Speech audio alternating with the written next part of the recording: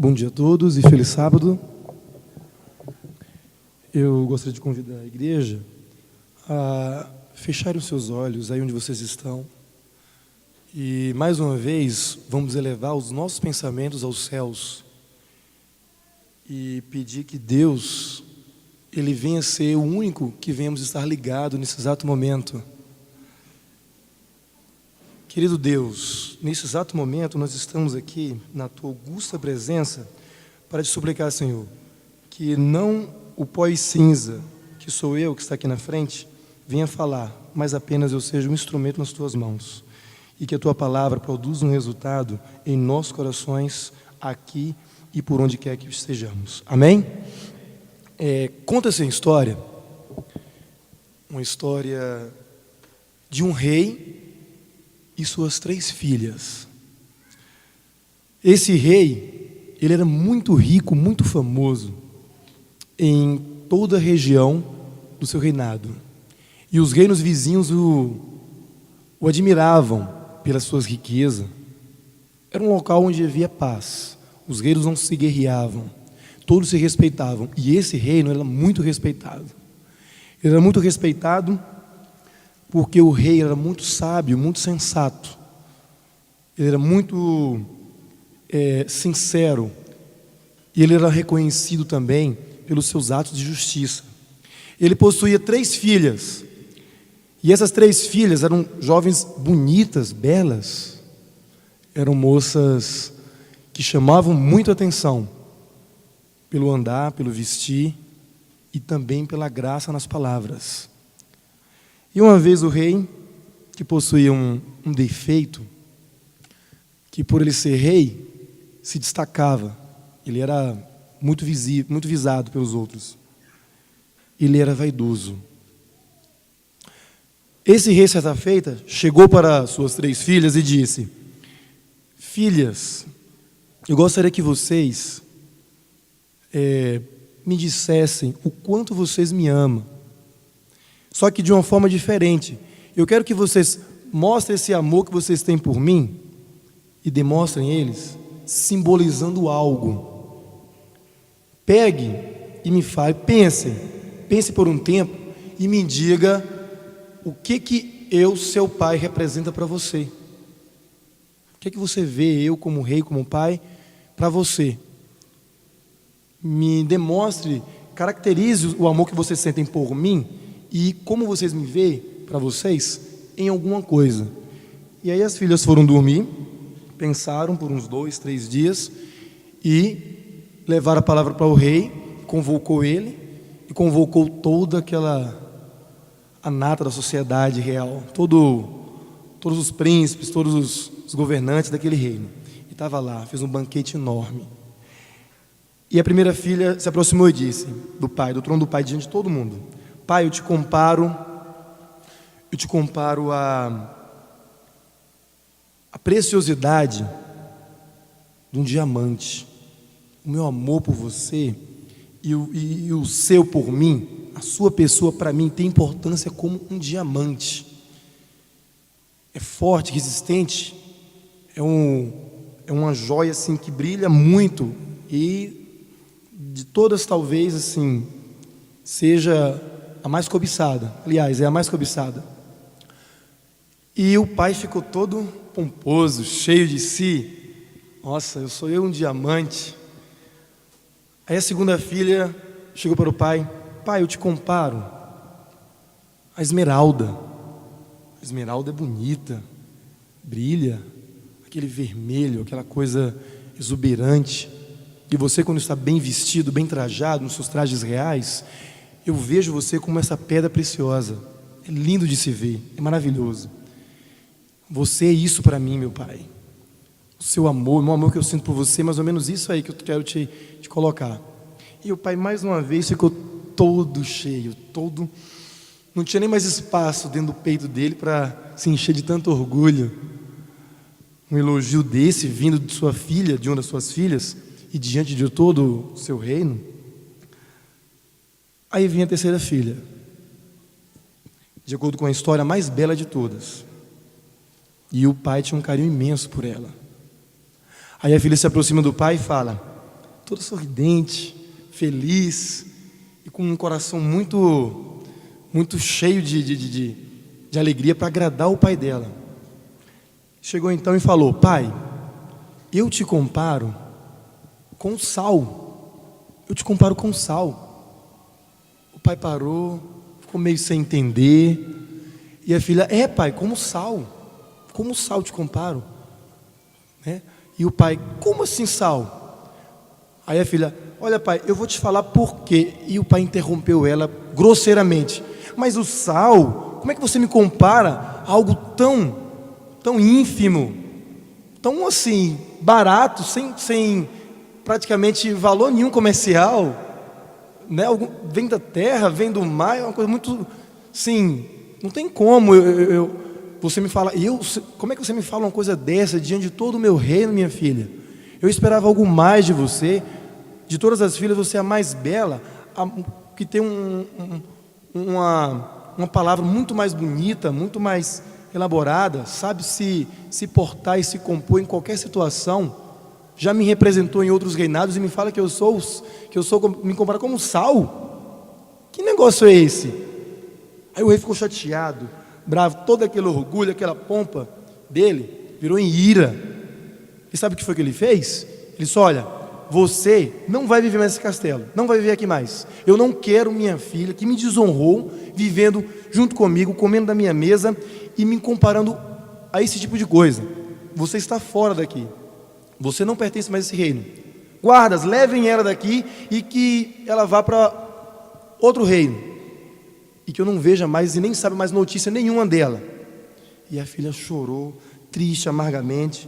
Os guardas tiveram que levá-la, e ela foi o seu caminho, chorando e triste, cabisbaixa.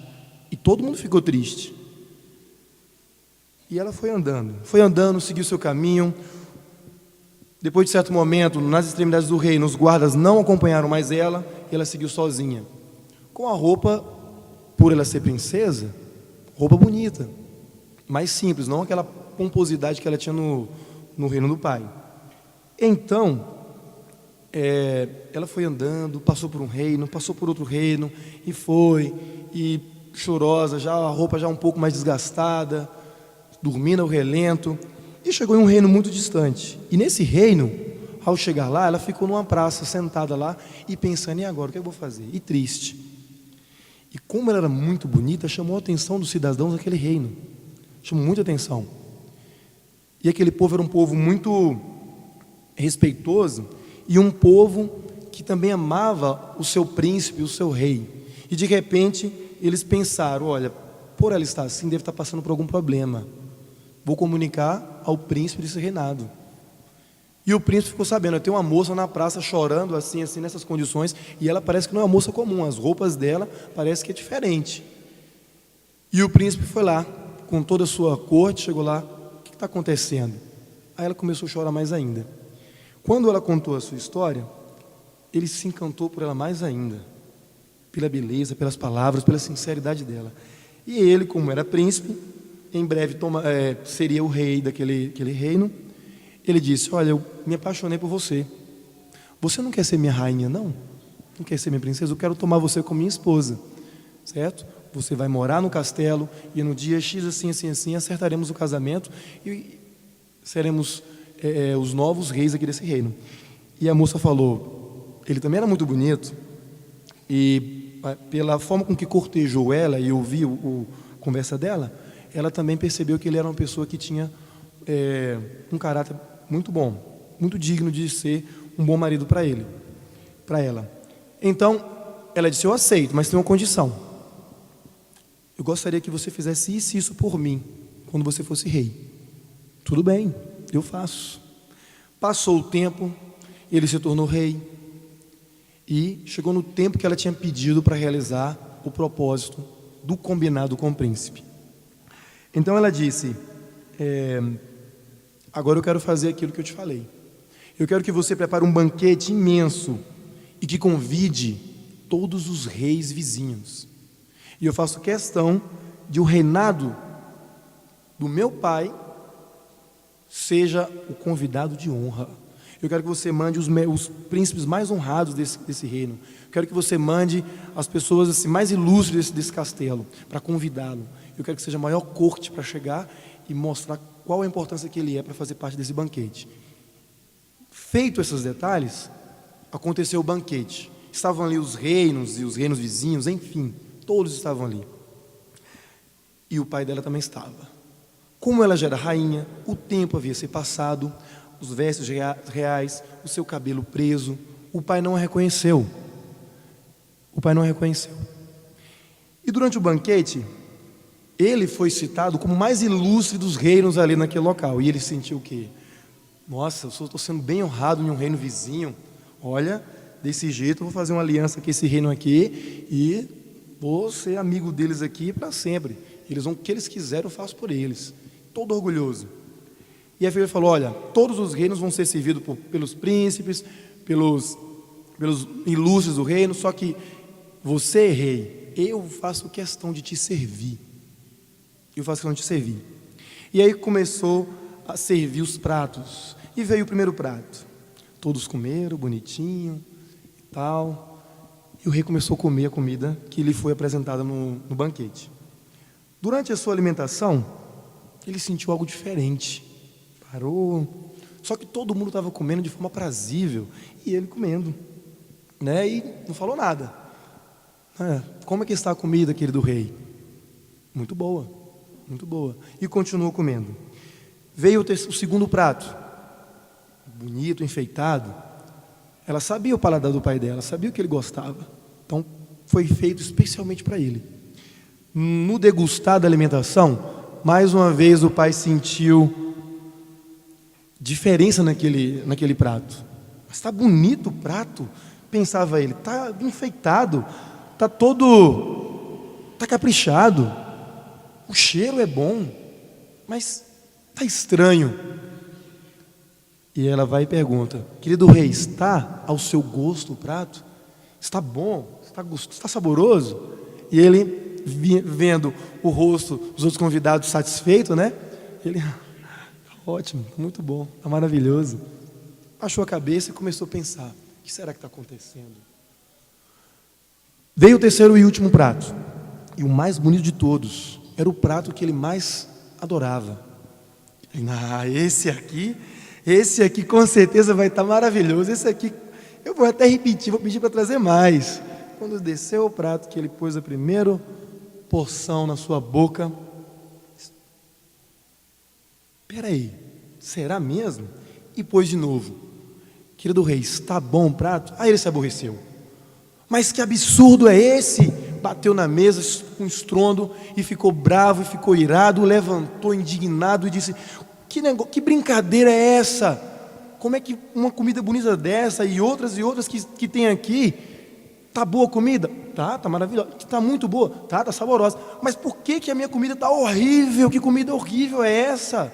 Por que eu não estou conseguindo sentir o sabor dessa comida? Por quê? Isso é uma brincadeira. Que falta de respeito. Vocês disseram que eu seria o convidado mais ilustre desse reino e estão fazendo hora com a minha cara aqui nesse local? Eu vou declarar guerra a esse reino. Guardas, vamos embora daqui e vamos estar declarando guerra a esse reino. Querido rei, calma, com palavras suaves e doces, como eu disse, era uma pessoa muito tranquila. Querido rei, o que você quer que eu ponha no seu prato? O que você quer que você gostaria que eu ponha no seu prato para ficar melhor? Me fala. Mas que absurdo, uma coisa tão simples. Mas, querido rei, mas esse prato está muito ruim. Então o que está acontecendo? Ele está sem sal. Como assim sem sal? Está sem sal, totalmente sem sal. Não tem gosto nessa comida. Eu não consigo digerir essa comida. Eu não consigo saborear o verdadeiro sabor que tem nesses pratos bonitos, maravilhosos, enfeitados, bem ornamentados, mas está sem sal. Mas, querido rei, você não gostaria que eu colocasse diamante no seu prato? Que serve diamante se eu quero sentir o sabor dessa comida? Eu posso mastigar diamante, eu posso ter uma boa digestão, eu posso ter saúde comendo algo que tenha diamante? Então, e se eu colocasse esmeralda? Piorou. um absurdo que você vem me colocar aqui como solução para esse problema. Você não sabe, é tão simples, não existe sal nesse reino. Aí ela desarrumou o cabelo, tirou a túnica real, e por baixo daquela roupa dela estava o vestido no qual ela tinha sido mandada embora. O pai olhou e assustou. Aí ele disse: lembra de mim, meu pai? Você lembra por que eu falei que você era sal?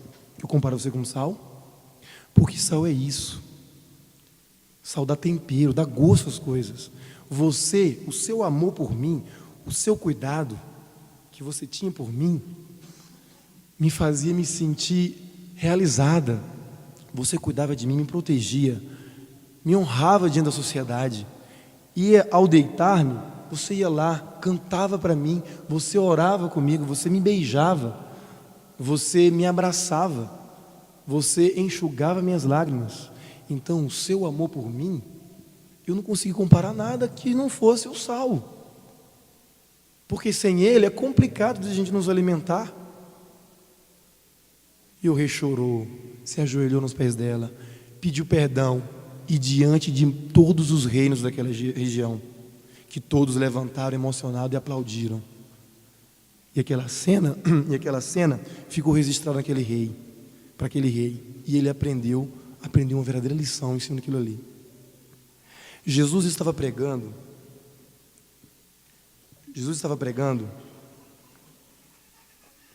Antes, eu gostaria só de reler o texto.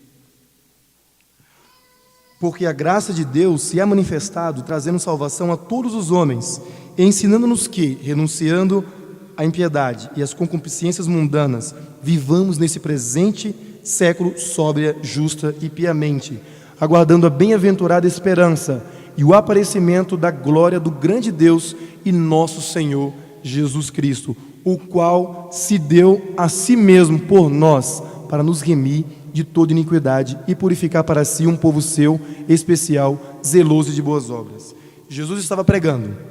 Ele estava em um monte, tinha acabado de pronunciar as bem-aventuranças, bem-aventurados os pobres, bem-aventurados os humildes, bem-aventurados os mansos, herdarão a terra, e muitas bem-aventuranças.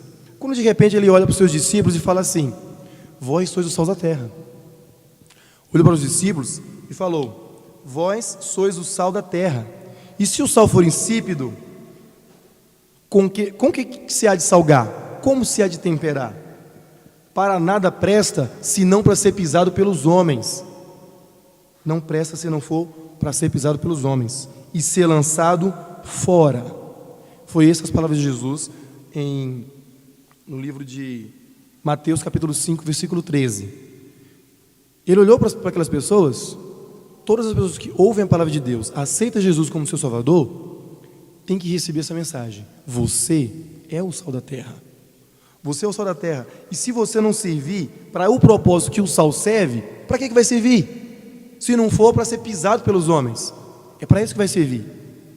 Então, o sal, ele é um tempero mais ilustre que existe na culinária. Ele é o mais ilustre. É uma substância assim, sem ele, como na história a gente viu, não tem graça. Meu saudoso avô falava que comida fica um purgante. E é verdade. Muitos aqui já provaram comida meio sem sal, certo? Ou até mesmo sem sal. E tem aqueles que, infelizmente, por questão de saúde, tem que comer comida sem sal. Quem tem problemas de pressão arterial. Então, assim, é complicado. É ou não é sem graça? Comida de hospital, isso tem alguns. Os hospitais precisam, às vezes, tirar a quantidade de sal devido ao quadro de alguns pacientes. Então, comida sem sal é um purgante. Eu procurei no dicionário, e o sal, além de eu encontrar que é uma substância cristalina, constituída de cloreto de sódio, eu achei interessante uma expressão que tem no dicionário. Quando usado essa palavra para uma pessoa, isso quer dizer que a pessoa, ela é de uma graça e fina pureza de espírito. Eu achei bonita essa expressão. Nossa, que pessoa, né? Aí daí que vem aquela expressão, quando a pessoa ela é meio sem muita simpatia, nossa, que pessoa sem sal. Alguém já ouviu essa expressão? Normal, nossa, que pessoa sem sal. É porque eu não tenho muita simpatia, ou é uma pessoa que não tem um carisma, não tem um certo, né? E aí usam essa expressão. Jesus, ele sabia a importância do sal para aquelas pessoas. Ele sabia. Ele sabia que o sal era muito, muito usado para a conservação de alimentos. E alguns séculos atrás, o sal também foi usado, certo, como moeda de comércio. Muitos conhecem essa parte da história. Daí vem aquela palavrinha gostosa que a gente gosta de ouvir no início do mês: salário. Então, o sal, ele era importante. Aí Jesus usou o sal para comparar as pessoas que ouvem a sua palavra, aceitam ele como seu salvador, e a partir de agora você tem que temperar, você tem que dar sabor às pessoas que estão em volta de você. Você tem que temperar a vida dos outros. Você tem que fazer isso. De várias formas você consegue fazer isso, dando testemunho principalmente. Agora, já que ele falou que o sal não serve, se ele não servir, ele tem que ser pisado, então o sal tem algo nele, tem alguma coisa no sal, certo? Características no sal que são importantes. Eu não vou aqui falar das características do cloreto de sódio, né? Dá sabor. Não vou, esse não é o meu objetivo. Agora, espiritualmente falando, vamos ver quais são as características do sal do cristão, como deve ocorrer. Por gentileza, todos peguem sua Bíblia e abram no livro 1 Timóteo, capítulo 4, versículo 12. 1 Timóteo 4, 12.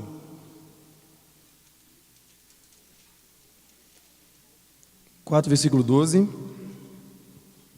Todos encontraram? Amém?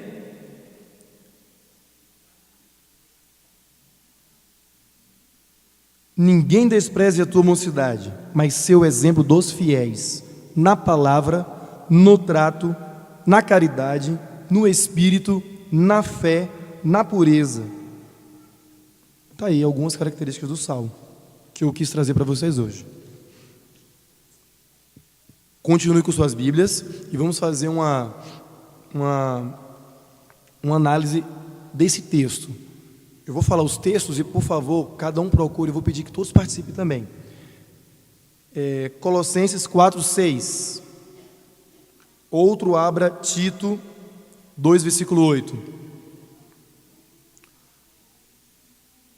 Outro irmão ou irmã, por gentileza, abra Filipenses capítulo 2, versículo 3. Tito 2, 8. Filipenses 2, 3. Agora Colossenses 3, 13. Outro abre em Hebreus 13, versículo 16. Vamos nos alimentar. Colossenses 3, versículo 14. Mais outra participação. 1 Pedro, capítulo 3, versículo 8. 1 Timóteo, capítulo 1, versículo 5. Tiago 2, versículo 22. E último texto para análise, Filipenses 4, versículo 8. Então vamos lá. Ninguém despreze a tua mocidade, mas seu exemplo dos fiéis, na palavra, no trato, na caridade, na fé, no espírito, na fé e na pureza. Então vamos lá. Na palavra, quem achou Colossenses 4, 6? Lê por gentileza.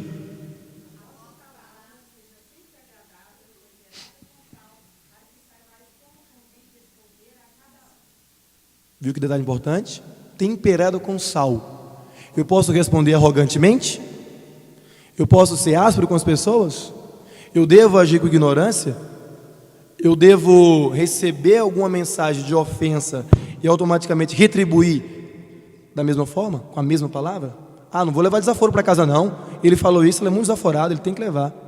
Deus tem misericórdia de nossas vidas, da minha principalmente. Tito 2, versículo 8. Tito 2, versículo 8. Quem achou, por gentileza?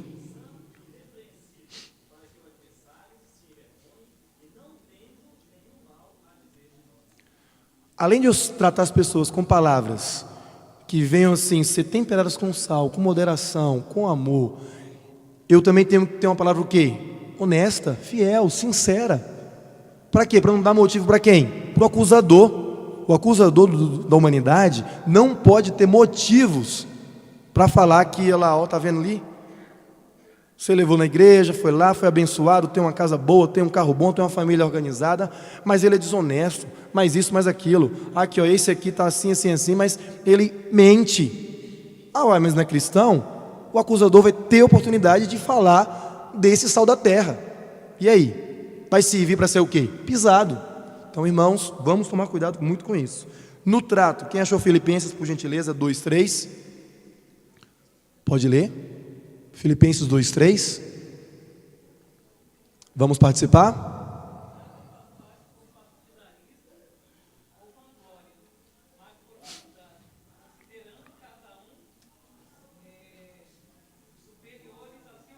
Obrigado, irmã. Devemos considerar os outros como? Como que deve ser o nosso tratamento com o nosso próximo? Superior a nós mesmos. E não devemos fazer o quê? Contenda, vanglória. Eu tenho um assunto para falar com você, querido irmão. Mas como é que você vai levar essa mensagem para esse irmão? Você vai ter alguma... Ah, não, essa eu vou falar para ele. Ele tem que ouvir isso aí, ele vai ouvir. Isso ele tem que saber. Mas peraí, esse espírito será que eu estou fazendo? Será que eu vou lá não é para contender com esse irmão, não? Eu tenho que ir com o espírito de oração. Porque, ó, como vimos na lição, como vimos aqui, infelizmente, o ouvido também digere as palavras como um alimento, o pouco Jeremias mencionou aqui na lição. Então, às vezes, é indigesto ouvir uma repreensão, não é? Então, olha, irmão, você é uma pessoa assim, assim, assim, não é lisonjeando, é apresentando a pessoa como um servo de Deus, como uma mulher de Deus, e que ela precisa ouvir aquela mensagem, tratando como superior a nós mesmos. Colossenses 3:13, por gentileza, outra pessoa. Colossenses 3:13.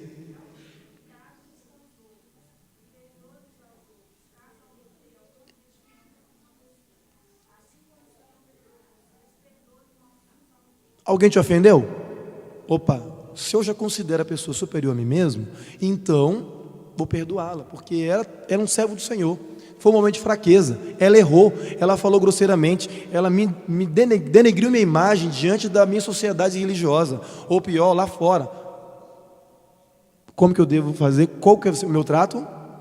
Perdoar. Porque assim como você pede perdão a Jesus, e Ele vai te perdoar, perdoe também o seu irmão. Na caridade, quem achou Hebreus 13:16, por gentileza? Na caridade.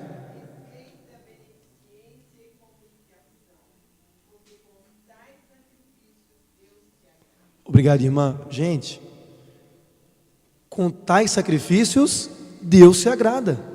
Da comunicação, da caridade, do cuidado que você tem pelas pessoas. Já que você considera ela superior a vocês mesmos, então eu me importo com o problema daquele meu irmão. Olha, irmão, está passando dificuldade? Eu vou orar para você. Mas além de orar, eu te ajudo nisso e nisso. Vamos lá? Ser forte. Colossenses 3:14.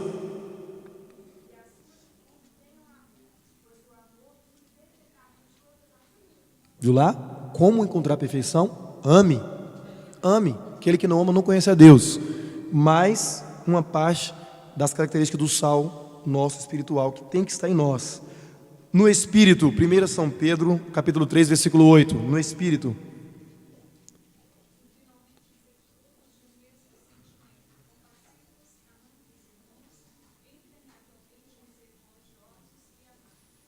Como que deve ser o espírito do sal da terra? Misericordioso, amável, tendo o mesmo espírito, o mesmo sentimento. Esse espírito aqui da palavra, eu transliterei como sentimento. Então, como um sentimento, todos têm que ter o mesmo sentimento. Em algumas traduções bíblicas tem espírito. Então, irmãos, tem que ser em amor, cortesia, união, na fé. 1 Timóteo, capítulo 1, versículo 5. 1 Timóteo 1, versículo 5.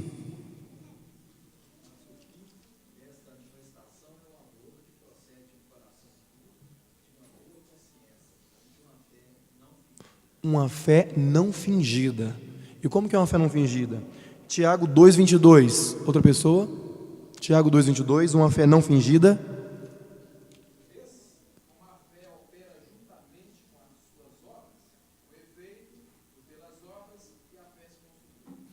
Vocês perceberam agora aí? Como não ter uma fé fingida? você tem fé, então cadê suas obras? O sal da terra precisa fazer obras. Paulo falou: mostre-me a tua fé sem obras, que eu mostro a minha fé o quê? Aperfeiçoada pelas obras. Vocês entenderam aí esse detalhe? Na pureza. Filipenses 4:8. Outro irmão, por gentileza. Filipenses.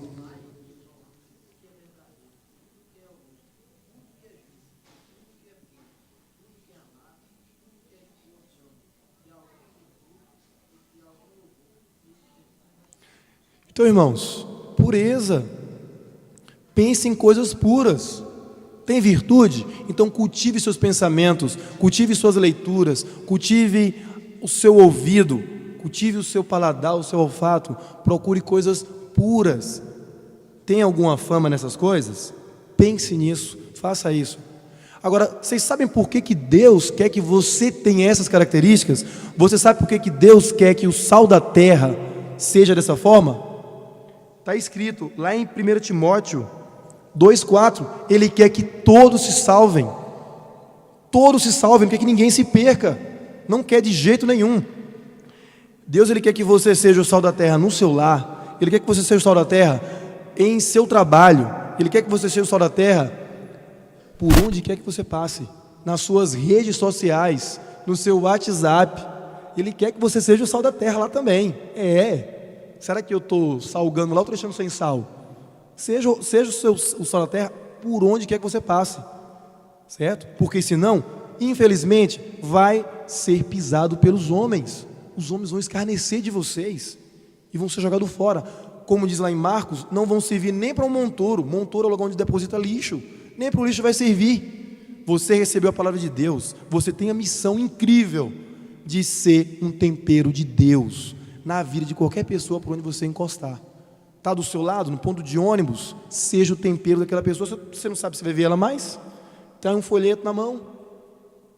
Jesus te ama, Deus abençoe. Bom dia. Você já temperou a vida daquela pessoa. Seja.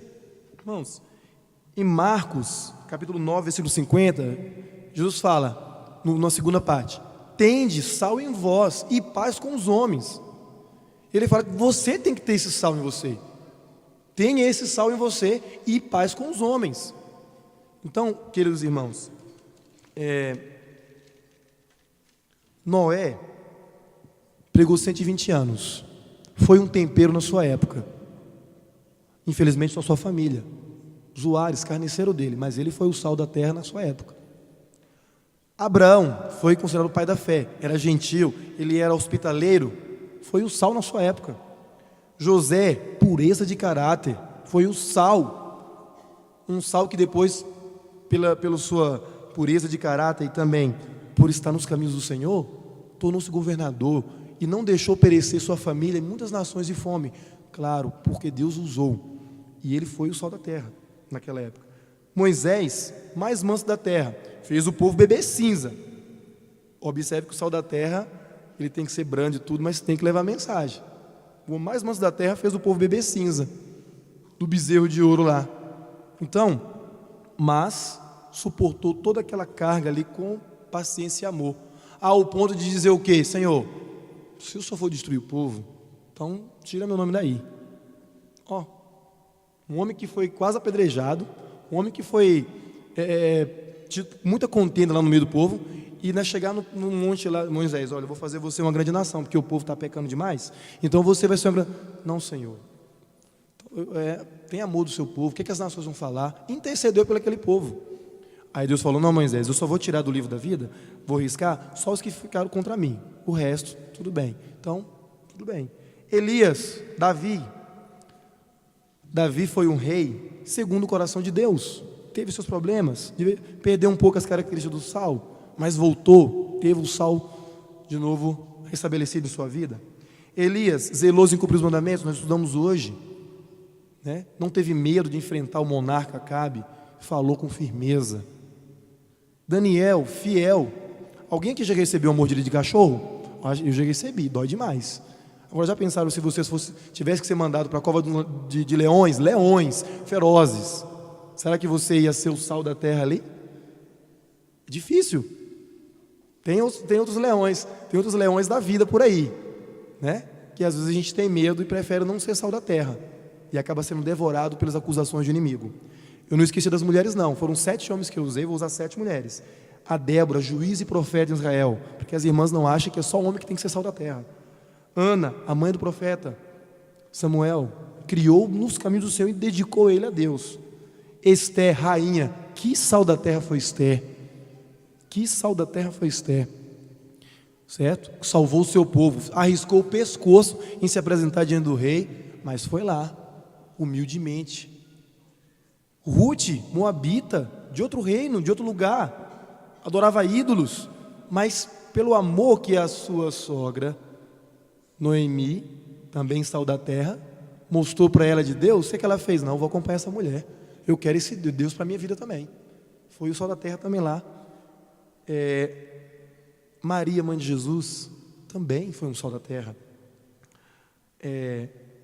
Lloyd, a avó de Timóteo, Eunice, a mãe de Timóteo, e Dorcas, que para mim foi assim, um dos sais da terra daquela época, maravilhoso, que Paulo foi lá e a curou.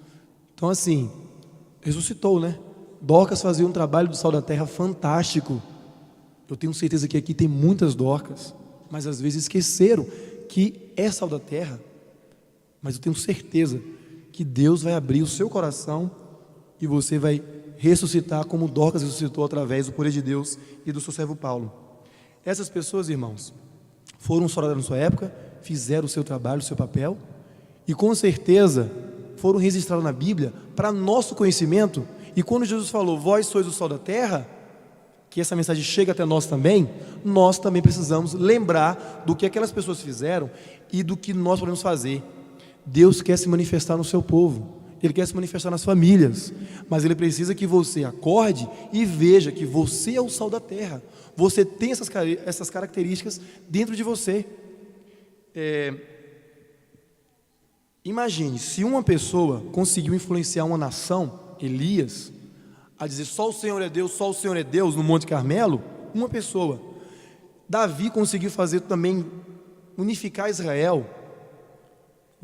Noé, Abraão conseguiu fazer as pessoas enxergar Deus na fé dele, pura. As mulheres que eu falei, Esther, Ruth, se essas pessoas conseguiram, eu vejo aqui na minha frente aqui uma igreja, praticamente isso aqui é um minério de sal. Olha o minério de sal aqui na minha frente, é ou não é? Minério de sal, está cheio de sal aqui. Estou errado? Não. Todos vocês ouviram a palavra de Deus, todos vocês conhecem o amor de Deus em sua vida, todos vocês têm pelo menos um testemunho para dar do amor de Deus em sua vida. Eu estou errado? Não. Quem diz isso também é a palavra de Deus. Você é o sal da terra. Como diz o versículo inicial, a salvação foi dada para quantas pessoas? Todas. Certo? A graça se manifestou para salvar a todos. E quem que Deus quer usar para temperar a vida dessas pessoas? Você, eu, nós, como igreja, somos responsáveis para temperar a vida dessas pessoas com o amor de Deus, com o testemunho do amor de Deus para elas, para que elas possam perceber que a vida delas é sem graça, não tem tempero nenhum, vive sem esperança, a qualquer momento pode tomar um tiro, pode ser atropelado, e aí depois? E aí depois? Poxa, se eu tivesse passado na casa daquela pessoa, ela viajou, mudou, nunca mais você vê ela. Poxa, aquela menina, aquela colega minha da faculdade, aquele amigo da faculdade, aquele colega do trabalho, e ele uma vez estava chorando, mas eu fiquei meio sem graça de ir lá perguntar, você entra ou não? Nem para ir lá dar um abraço, olha, Deus te ama, não se preocupa não, não precisa me contar o que é não, mas vou orar por você. Mas aquela pessoa sumiu. Nossa, fulano tal faleceu. E eu estive lá ontem na casa dele. Você tem que lembrar que a vida passa. Enquanto você está aqui na terra, seja um sal que sirva para temperar e não um sal que serve para ser pisado pelos homens. Eu preciso ser esse sal. Nós precisamos ser esse sal.